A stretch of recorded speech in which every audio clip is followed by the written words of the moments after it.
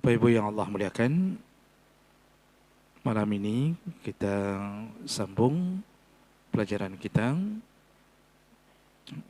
masih di dalam bab adabut thariq, yaitu adab ketika berada di jalan. Dan ini pembahasan terakhir kita pada malam ini. Sudah banyak yang kita bahas tentang bagaimana adab-adab seseorang ketika berada di jalan, mulai dari menundukkan pandangan, kemudian menahan diri dari mengganggu, lalu menjawab salam, melakukan amar ma'ruf nahi mungkar, memberi petunjuk kepada orang yang tersesat jalannya, kemudian menolong orang-orang yang terzalimi, lalu yang terakhir yang kemarin kita bahas di pertemuan yang lalu adalah jangan melakukan hal-hal yang melawan adat kebiasaan ni di satu tempat yang adat kebiasaan itu adalah adat kebiasaan yang baik. Jadi jangan membuat hal yang aneh-aneh.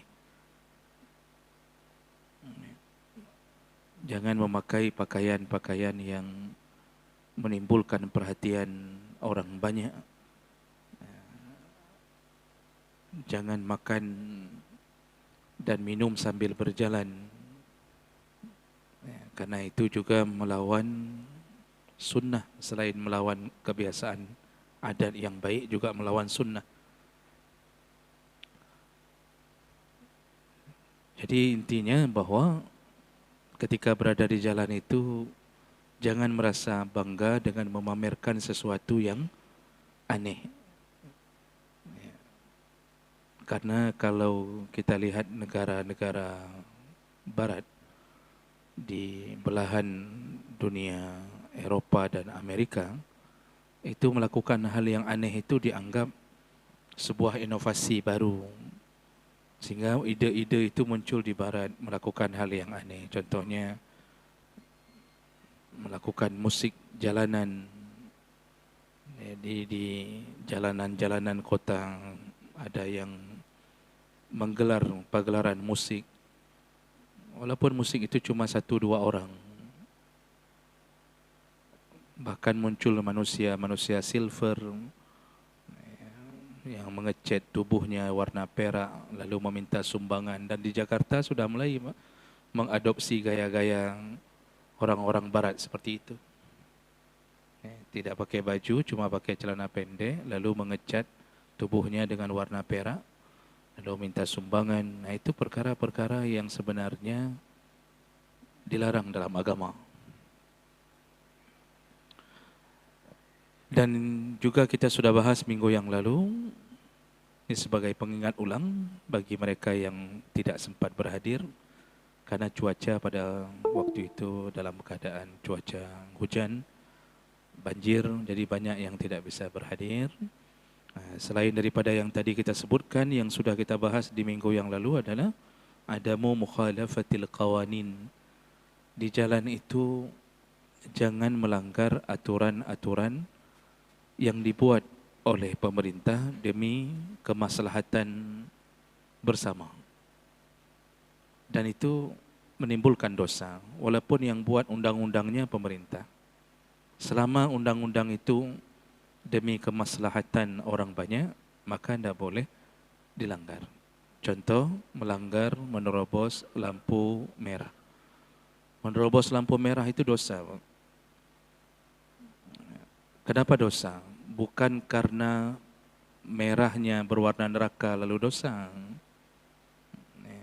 Jadi kalau hijau itu lambang surga, kan pakaian di surga itu warna hijau. Bukan itu yang jadi masalah. Tapi yang jadi masalah adalah Nabi mengatakan la darar wa la dirar. Hidup itu tidak boleh membahayakan diri sendiri, juga tidak boleh membahayakan orang lain. Apapun perbuatan yang membahayakan diri sendiri dan orang lain, semua masuk kategori dosa besar. Saya sudah jelaskan minggu lalu bahawa kita terobos lampu merah. Maka itu membahayakan bukan hanya pada dirinya, tapi juga membahayakan orang lain yang sedang diberi kesempatan untuk lewat. Maka terjadilah kecelakaan. Kalau yang robos saja yang luka, tidak masalah. Jadi masalah adalah yang orang yang tidak menerobos, dia ikuti jalur seperti lampu hijau, dia pun kena. Makanya itu tidak boleh. Tapi ada kondisi yang mudaratnya hilang. Contoh subuh, itu subuh tidak ada orang, Pak. Kita sudah jelaskan, misal subuh tidak ada orang. Kita 4:30 berdiri di bawah lampu merah, tidak ada orang. Gelap, paling ada satu, itu pun kadang-kadang bukan orang. Itu kita terobos boleh tidak? Boleh, karena ilahnya hilang, ilah bahayanya hilang. Tapi kalau dalam keadaan bukan seperti itu, tidak boleh. So, pagi, sore, siang, sore, malam tidak boleh terobos lampu merah. Dan ini bukan pesan sponsor pemerintah, tapi agama memang melarangnya. Jadi jangan kira ustaz itu sudah dibayar itu, ustaz sudah dibayar itu. Siapa yang bayar? Polres. Benda apa? Tapi memang begitu, itu melawan urusan agama masalahnya. Makanya ini perlu ditaati. Termasuk melawan arah. Melawan arah membahayakan. Itu yang kena bukan dia saja, nanti orang yang nabrak pun kena. Yang mensalah nanti adalah kadang-kadang yang lebih parah kenanya orang yang jalan di atas jalurnya. Makanya melawan arah itu haram. Termasuk kondisi memberi mudarat pada orang lain. Tidak boleh, Pak. Dan ini perkara banyak di jalan yang kita harus berjaga-jaga. Jadi kalau mau belok, itu taat saja kepada undang-undang, disuruh kirim, hidupkan lampu sen. Tapi kalau sen kiri, belok kiri. Jangan lampu sen belok kanan. Itu lebih berbahaya lagi. Makanya ada pertanyaan minggu yang lalu, bagaimana keadaan ibu-ibu ya, Pak Nasir nanya, ibu-ibu yang sering kirim lampu sen kiri belok kanan. Kalau itu raja di jalan itu. Itu sering terjadi karena saya sudah katakan bahwa sebenarnya perempuan itu tidak ditakdirkan berada di jalan. Cuma keadaan zaman menuntut mereka keluar dari rumah dan berada di jalan. Antara anak, belanja, suami tidak sempat karena dituntut pekerjaan. Akhirnya isteri terpaksa keluar. Disitulah perempuan kadang-kadang sensitivitasnya sebagai wanita keluar. Dan tidak terlalu bijak dalam menyikapi urusan-urusan jalan.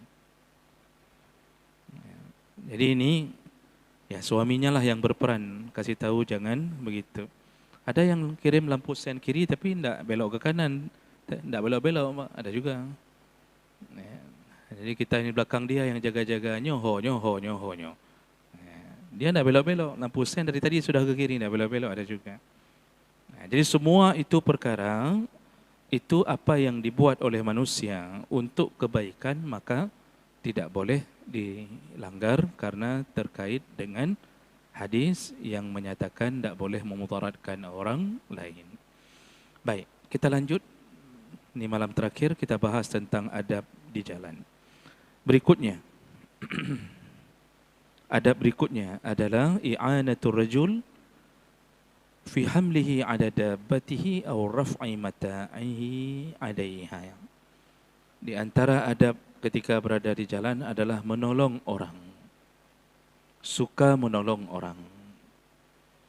Walaupun kondisinya sederhana, hanya menolong orang untuk mengangkatnya ke atas kenderaannya atau membantu mengangkat barang-barangnya. Nah, itu contoh yang disebutkan oleh Nabi sallallahu alaihi wasallam. Jadi Rasulullah sallallahu alaihi wasallam berkata begini. Hadis dari Abu Hurairah radhiyallahu anhu. Hadis riwayat Bukhari dan Muslim dan Ahmad. Qala Rasulullah sallallahu alaihi wasallam, "Kullu sulama minan nasi alaihi sadaqah. Kulla yawmin tatlu'u fihi asy-syams." Setiap persendian kita selayaknya bersedekah. Setiap persendian yang ada pada tubuh kita selayaknya hendaknya bersedekah. Dan itu dimulai dari terbitnya matahari. Artinya dari pagi sampai malam, seluruh persendian di tubuh kita ini jangan sampai tidak sedekah. Disuruh sedekah sama Nabi. Jadi, nah kita punya berapa persendian? Nanti dari hadis Aisyah radhiyallahu anha, Nabi menyebutkan kembali, kita ini punya 360 sulam. Kita punya 360 persendian. Jadi dalam tubuh kita itu punya 360 sendi. Dan Nabi mengatakan itu tanpa melakukan ronsen, tanpa melakukan sebuah penelitian. Yang kasih tahu Allah melalui malaikat dalam tubuh kita ada 360 sendi. Dan ternyata dokter-dokter, para ahli menyatakan kebenarannya. Dan itu adalah mukjizat Nabi sebagai seorang Nabi yang benar. Jadi Nabi mengetahui sesuatu dari Allah yang menciptakan. Tentu yang pencipta yang paling tahu berapa jumlah persendian yang ada di kita. Jadi 360 sendi. Sebenarnya hal-hal begini sudah cukup bagi seorang yang berilmu untuk menyatakan rasa syukur dan taatnya kepada Allah Subhanahu wa taala. Jadi 360 sendi inilah yang disuruh setiap hari bersedekah. Dari ujung ubun-ubun kepala sampai ujung kaki disuruh sedekah. Selama ini yang kita tahu sedekah itu hanya bentuk harta. Jadi kita menganggap bahwa sedekah itu ya uang. Kasih celengan masjid, kasih fakir, kasih miskin, ya uang lah bentuk sedekah. Ternyata dengan rahmat dari Allah, kita seorang mukmin tidak hanya dianggap bersedekah dengan uang, kita juga dianggap bersedekah dengan pergerakan tubuh kita. Caranya bagaimana? Nah, Nabi sambung. Yang pertama, ta'dilu bainal isnain sadaqah. Engkau melakukan keadilan di antara dua orang yang berseteru, itu juga sedekah. Jadi memutuskan hukum di antara dua orang yang sedang bertikai, sedekah. Apalagi mengislahkannya. Ada dua orang yang sedang bertikai, lalu kita islahkan, maka itu dianggap sedekah. Kita dapat pahala sedekah. Jadi setiap kalimat seorang hakim yang menyatakan, membicarakan, kemudian memutuskan pertikaian di antara dua orang, maka seluruh pergerakan hakim ini ditulis sedekah oleh Allah Subhanahu wa taala. Jadi dia zikir, dia lisannya, tangannya, apapun yang dia lakukan, maka pahala itu diberi pahala sedekah. Sedekah itu kembali ke pahala asal, bisa sampai 700 kali lipat atau suka-suka Allah. Minimal 10 kali lipat. Jadi kalau sampai kita usahakan dua orang bertikai kembali berdamai, maka kita termasuk salah satu ibadur rahman dalam Al-Quran. Salah satu hamba Allah yang paling dicintainya. Nah, itu sedekah kita. Makanya Nabi SAW itu kalau ada suku yang bertikai, Nabi menyegerakan diri untuk membuat perdamaian. Kalau seandainya mendamaikan orang, memutuskan perkara dengan keadilan dan mendamaikan setelah itu adalah sedekah, maka memutuskan kehidupan antara dua orang bersaudara, maka dia mendapatkan dosa besar. Menjadi pengadu domba yang membuat orang tercerai-berai, itu dosa besar. Menjadi provokator, buzzer, yang membuat orang saling benci, itu dosa besar. Hari ini dosa yang paling mudah lakukan orang menjadi buzzer. Jadi dia membuat sebuah opini-opini tentang seseorang sehingga orang benci kepada fulan, atau ditugaskan untuk menjawab hal-hal yang tidak sebenarnya. Ini berapa dosa yang sudah dia lakukan. Jadi hati-hati mencerai-beraikan orang yang sedang berdamai menjadi bermusuhan. Lalu Nabi sambung, di sini Nabi kemudian mengatakan juga dianggap sedekah, wa tu'inur rajul fi dabbatihi fatahmiluhu 'alaiha. Engkau telah bersedekah kalau engkau menaikkan orang ke atas kenderaannya. Engkau naikkan orang ke atas kenderaannya.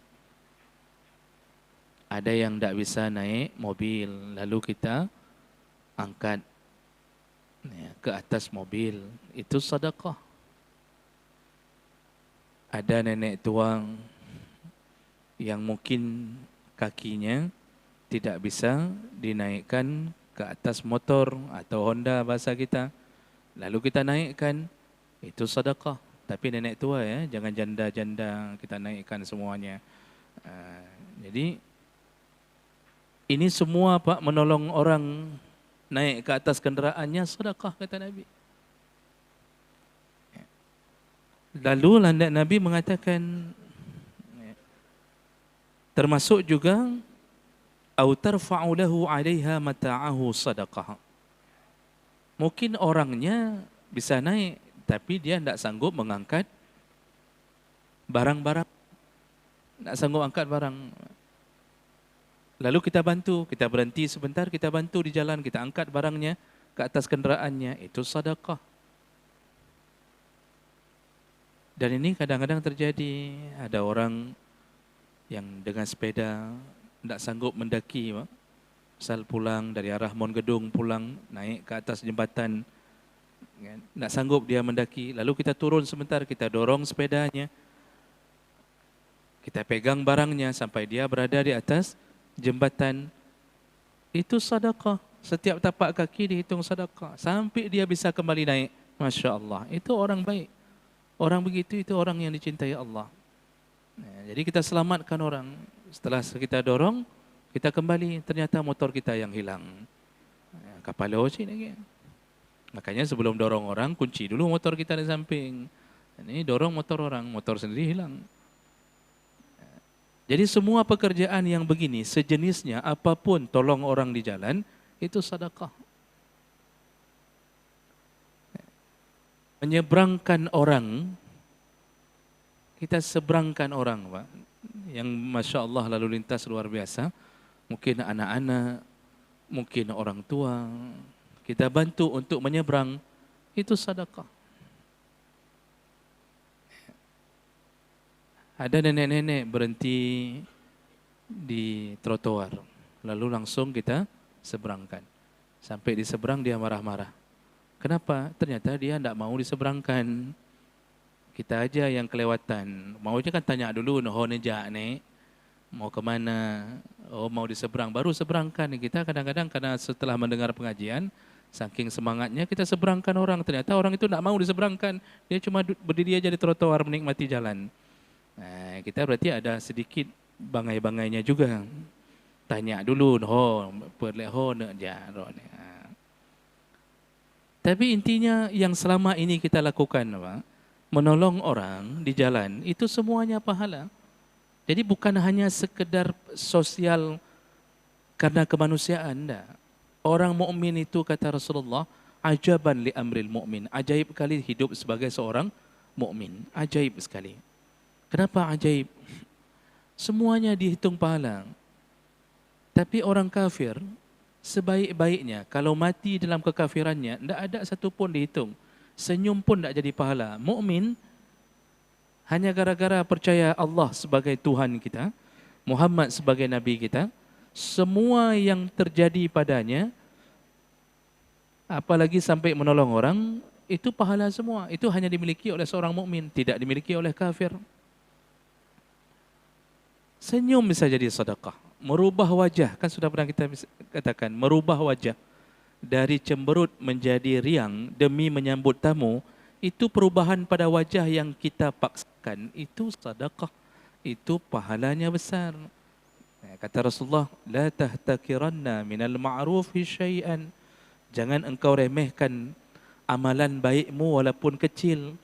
Hatta walau antalqa akhaka biwajhin taliq. Walaupun engkau hanya sekedar merubah wajahmu demi menjumpai temanmu. Jadi supaya teman itu tidak, tamu dan teman itu tidak enak. Jangan sampai tidak enak ketika ketemu kita, kita rubah wajah kita. Padahal kita banyak masalah. Itu pun Masya Allah, itu ternyata jadi amal saleh.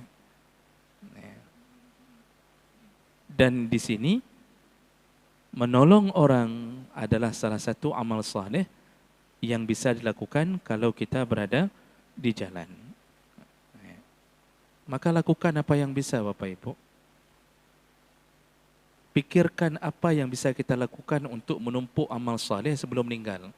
Karena hari ini, grup-grup WA setiap hari dipenuhi dengan kalimat inna lillah, telah meninggal, telah meninggal, telah meninggal.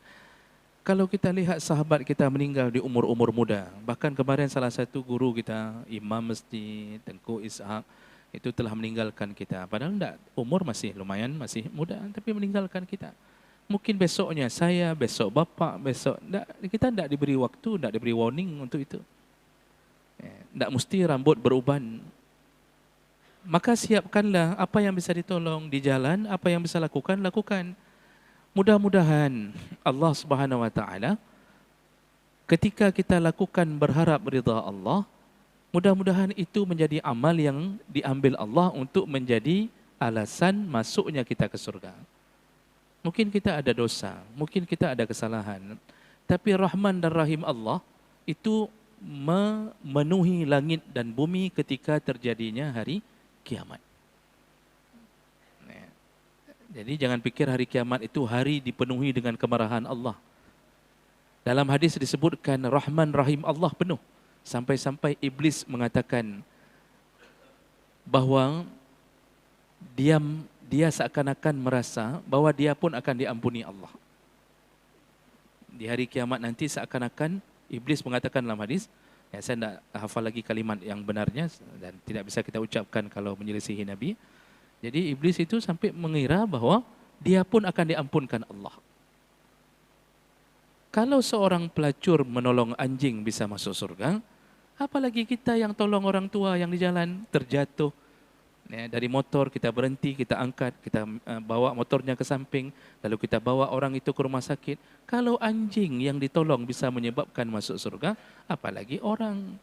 Rasulullah mengatakan, fi kulli kabidin ratabatin ajrun. Dalam hadis masalah pelacur dan anjing tadi, di ujung hadis Rasulullah mengatakan fi kulli kabidin, dalam setiap hati, kabid, dalam setiap hati yang basah, ajrun, pasti ada pahala. Maksudnya orang makhluk yang engkau tolong dan dia punya hati yang basah, ada hatinya, ada perasaannya, pasti menyebabkan pahala.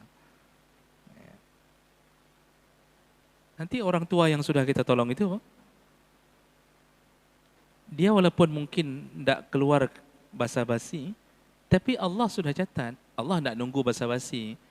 Nanti kan ada orang yang mengatakan terima kasih nak be, terima kasih nak ya, Masya Allah. Kalau kita kan sesama mukmin, kalimat paling bagus yang keluar bukan terima kasih, tetapi kata Rasulullah, ucapkanlah jazakumullah khaira. Semoga Allah membalas kebaikanmu. Faqad balagas sana. Orang yang mengucapkan itu, itulah sebaik-baik ucapan terima kasih. Jadi, sudah pernah kita bahas, kalau bisa kalimat terima kasih dirubah menjadi jazakumullah khaira. Cuma karena kita belum terbiasa, maka mungkin nanti pas kita ucap jazakumullah khaira, orang akan mengatakan, jazakumullah, baru dua gagak abut kat jazakumullah. Jadi, Tanpa je 3 hari kiamat. Nabi suruh ucap itu. Itu yang disuruh ucap oleh Nabi. Ucapkan semoga Allah membalas kebaikanmu. Karena kita tidak bisa balas.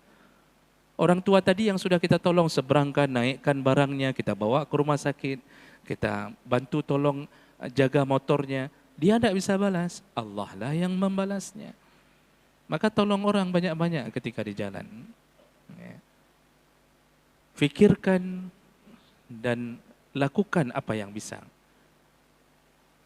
Pernah tidak terfikir Bapak Ibu? Kan cukup banyak orang yang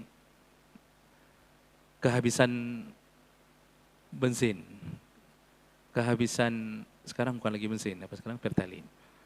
Kehabisan Pertalite. Dia dorong, mama-mama, nenek-nenek, mama-mama, didorong. Anaknya di belakang ikut mamanya. Ada kakek-kakek tua dorong motor. Apa perasaan kita lihat orang seperti itu, sedangkan kita penuh full di dalam tangki kita.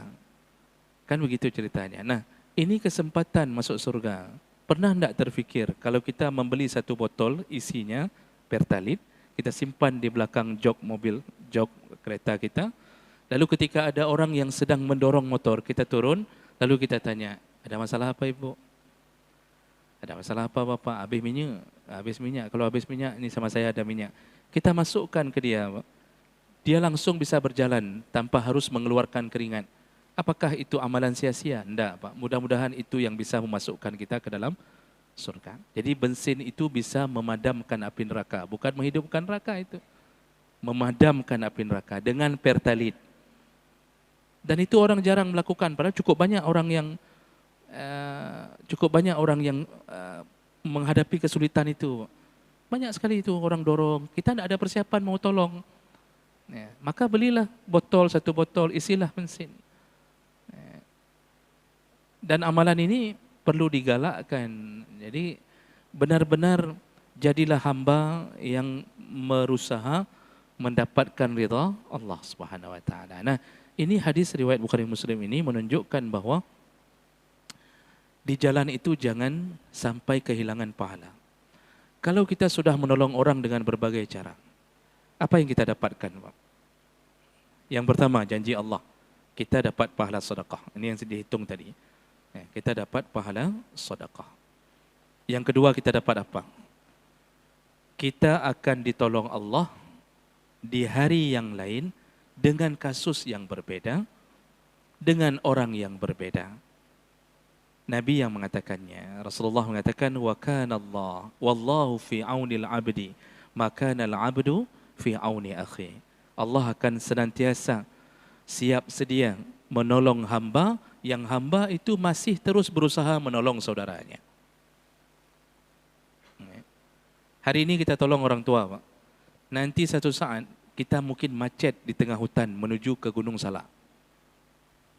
Jangan tanya ngapain. Yang penting macet motor kita atau macet mobil kita. Dulu waktu di kota, waktu kita aman, kita tolong-tolong orang. Dijamin, pasti ada yang Allah kirimkan untuk kita, berhenti lalu tanya, ada apa Pak? Ini motor entah bagaimana ceritanya, apakah habis bateri segala macam. Lalu orang itu berhenti, apa yang bisa saya tolong? Kemudian dia dekatkan motornya, lalu dia dekatkan mobilnya, dia pancing bateri kita. Atau kalau kita tidak ada minyak, dia akan mengatakan sebentar Pak, biar saya beli. Bapak tunggu sebentar, tenang saja di sini. Jadi itu semua terjadi kenapa Pak? Dulu kita pernah tolong orang, maka tunggu janji Allah, suatu saat Allah akan tolong kita dengan keadaan yang sama. Itu janji Nabi dalam hadis Qudsi. Allah akan tolong seorang hamba selama hamba itu masih punya perasaan menolong sesamanya. Jadi salah satu rahasia untuk mendapatkan pertolongan Allah adalah sering-sering tolong orang. InsyaAllah aman kita, pasti ditolong Allah. Nah, itu yang kedua yang kita dapatkan. Yang ketiga kita dapat apa? Kalau kita sering tolong orang di jalan. Yang ketiga kita akan dapatkan pertolongan di akhirat. Nah, jadi bukan hanya di dunia, di akhirat disambung Allah. Itu berdasarkan juga janji dari Nabi SAW. Apa kata Rasulullah? Man nafassa an mu'minin kurbatan min kurabid dunya nafasallahu anhu kurbatan bin kurabati yaumil qiyamah. Barang siapa yang melepaskan kesulitan seorang mukmin di dunia, satu kesulitan, kurbah, satu kesulitan seorang mukmin di dunia. Jadi orang ini sudah susah sekali.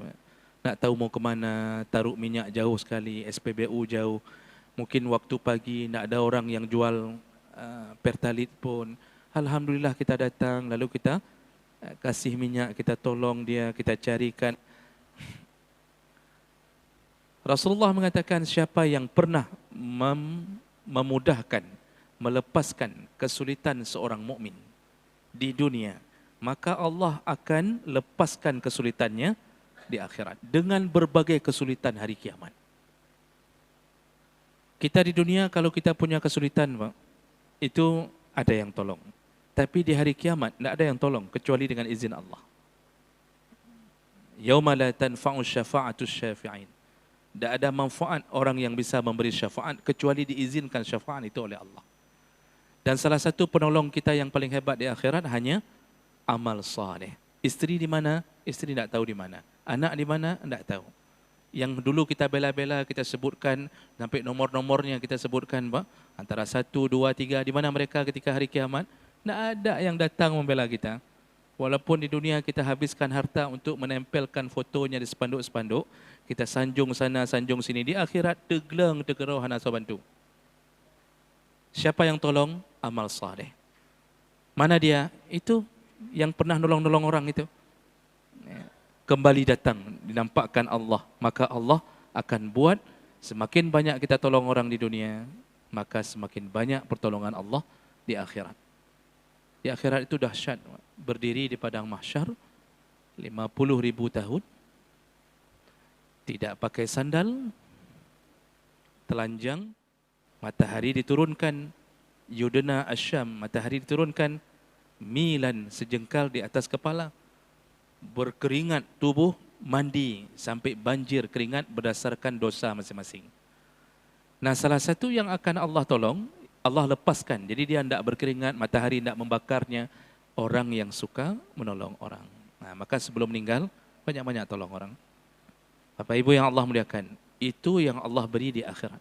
Kenapa? Karena Allah paling cinta kepada orang yang suka menolong orang lain. Makanya Rasulullah menyebutkan dalam hadis riwayat Tabrani, wala an amshi ma'a akhi fi hajatin, aku keluar dari rumah untuk menyelesaikan hajat keperluan saudaraku, seorang saudaraku, ahabbu ilayya min an a'takifa fi hadzal masjid, yakni Masjidin Nabawi, syahran. Aku keluar dari rumah menolong seorang hamba yang mukmin, lebih kusukai amal itu daripada i'tikaf di Masjid Nabi sebulan. Sebulan i'tikaf di Masjid Nabi kalah pahala dengan menolong orang. Itu yang perlu kita fahami betul. Jadi kita akan disibukkan dengan umrah, Pak. Umrah itu 12 hari, Pak. Tidak sebulan. Itu pun tidak terus-terusan i'tikaf. Di hotel tidur. Paling datang waktu salat 5 waktu. Setelah itu ziarah sana, ziarah sini. Habis itu pindah ke Makkah. Tapi orang i'tikaf di Masjid Nabi sebulan. 1 kali salat, 1000 kali salat di masjid yang lain. I'tikaf sebulan bukan hanya salat.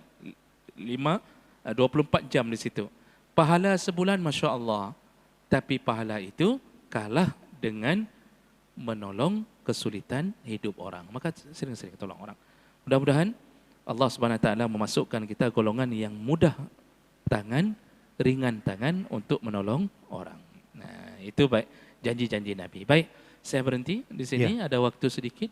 Ya, kurang lebih ada Silakan. Waktu 8 menit lagi. Mungkin para jemaah ada yang ingin bertanya berkenaan dengan apa yang disampaikan oleh Ustadz barusan. Silakan, Pak Nasir ada.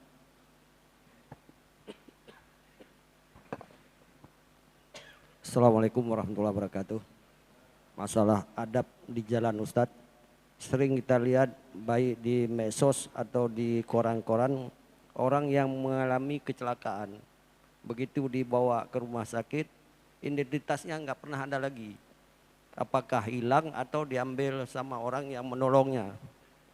Kalau orang yang menolong itu ambil identitas, itu bagaimana hukum Ustadz? Makasih. Assalamualaikum warahmatullahi wabarakatuh.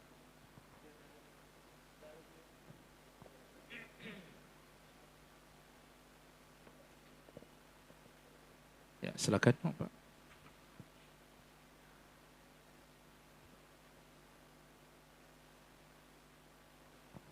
Assalamualaikum warahmatullahi wabarakatuh. Yang kami hormati Ustaz sedang Maghrib Indonesia. Pertanyaan kami tanyakan ini Ustaz. Saat ini kan banyak baliho atau spanduk-spanduk caleg. Kadang-kala itu dipasang sembarangan sampai bagi kendaraan yang bertikungan belokan itu sampai tidak ternampak. Apakah spanduk itu maksudnya siapa yang berdosa, yang pasangkah atau yang menyuruhkah? Terima kasih. Assalamualaikum warahmatullahi wabarakatuh. Waalaikumsalam warahmatullahi. Baik, saya rasa cukup dua karena waktu kita. Yang pertama, ketika orang kecelakaan lalu identitasnya hilang. Nah, hilang ini apakah karena diambil untuk dihilangkan atau diambil untuk diselamatkan? Jadi tergantung niat dari orang yang ambil. Kalau orang mengambil dompet orang yang kecelakaan dengan tujuan menyelamatkannya agar tidak diambil oleh orang lain, maka itu perkara yang membuat munculnya pahala. Nah, jadi dia pegang dompet itu karena dia tahu dirinya amanah, takut diambil orang. Nah, tapi kalau seandainya mengambil barang orang yang kecelakaan demi mengambil manfaat darinya sehingga merugikan orang yang mendapatkan kecelakaan, dia telah melakukan kezaliman. Jadi sudah menzalimi orang dengan menghilangkan identitas. Bahkan kalau sampai terambil barang-barang, maka orang-orang yang ambil itu dianggap pencuri. Dan itu dosa besar, Pak. Dosanya bercampur dengan dosa khianat. Orang sedang celaka, tapi kita tega untuk membuat dia lebih celaka. Kan cukup palih hurung Pak kan? Ketabrak, yang kita tidak tolong, tapi kita ambil dompetnya. Adakah bahasa yang lebih halus daripada palis? Tidak ada, Pak. Hanapah ada lain. Makanya khianat bercampur dengan kezaliman orang ini. Maka hati-hati menzalimi orang yang sedang mendapatkan musibah lalu dizalimi. Jadi jangan ambil manfaat. Ada yang model tipe ngambil manfaat, yang nabrak dia ambil uang, yang ketabrak pun dia ambil uang, yang sama zalim manfaat. Jadi itu pertanyaan tadi tergantung niat apa yang mau dilakukan. Tapi kalau menolong demi menjaga, jadi dia jaga jangan sampai diambil orang, itu baik. Baik, itu yang pertama. Kemudian pertanyaan yang kedua, masalah pemasangan baliho. Hukum pasang baliho sebenarnya mubah-mubah saja. Mubah, tapi saya ingin menginformasikan, mungkin tidak menjadi mubah kalau yang dipasang adalah baliho yang bergambar perempuan. Karena foto perempuan itu akan menimbulkan berbeda dengan laki-laki, Pak. Tidak ada orang yang akan memperhatikannya terus, tidak ada. Kita lewat-lewat aja.